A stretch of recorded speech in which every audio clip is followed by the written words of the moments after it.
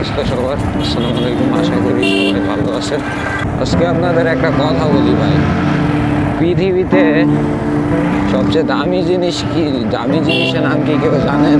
সবচেয়ে দামি জিনিসের নাম হইলো ভাই বিশ্বাস, বুঝছেন? এটা মনে করেন সবচেয়ে এক্সপেন্সিভ একটা জিনিস। এটা আপনি মনে করেন, আপনি যদি মানে চিপ পিপল হন, মানে কিছু কিছু মানুষ আছে না, মানুষের মধ্যেও তো ভাই ভালো খারাপ অনেক টাইপের মানুষ আছে। তো কিছু কিছু মানুষ আছে চিপ চিপ পিপল, এদের জন্য এটা না, এটা এফোর্ড করতে পারে। বিশ্বাস জিনিসটা অনেক দাম।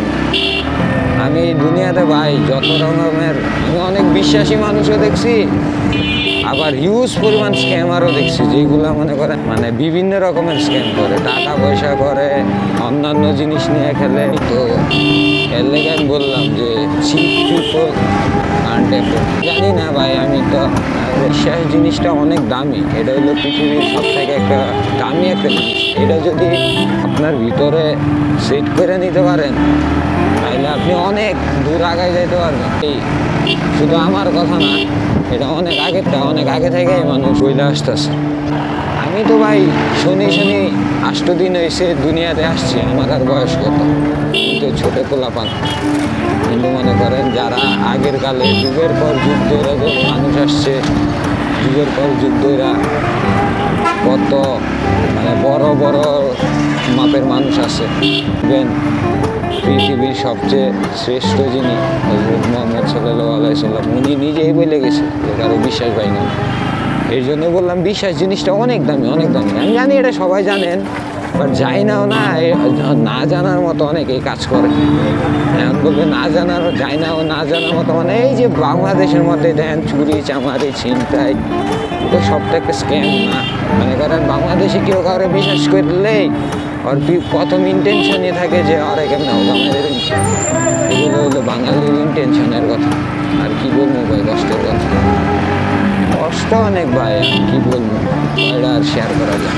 বাঙালি যে খারাপ ভাই, আমি নিজেই ভালো না, আমি আরেকজনের ভালো মানে বইলে লাভ আছে? বাঙালি প্রচুর খারাপ ভাই। বাঙালির মাইন্ড সেট আপ এখন দিন দিন খারাপ হয়ে যাইতেছে।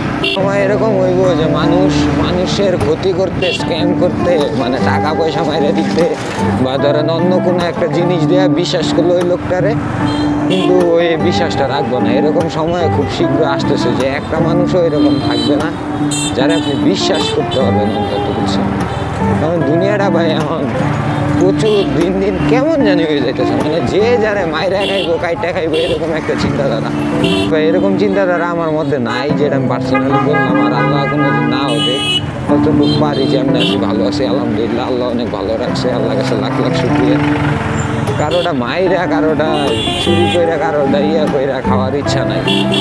কত বিপদ দিতে পারে আল্লাহ। এই যে গাড়ি চালাইতেছে, এখন যদি একটা বিপদ হয়ে যায়, যে কত অটো মটো এদিক থেকে যাইতেছে, পুলিশ আঙ্কেল ঘর গাড়ি যাইতেছে, তো আরেকজন একটা মাইরা যদি এই যে রাস্তার মধ্যে মইরা যায়, তাহলে মারার টেয়াটাও তো খাইতে পারবো না। লাভ আছে? সব টাকা খায় কি সবাই মরতে পারবো ভাই?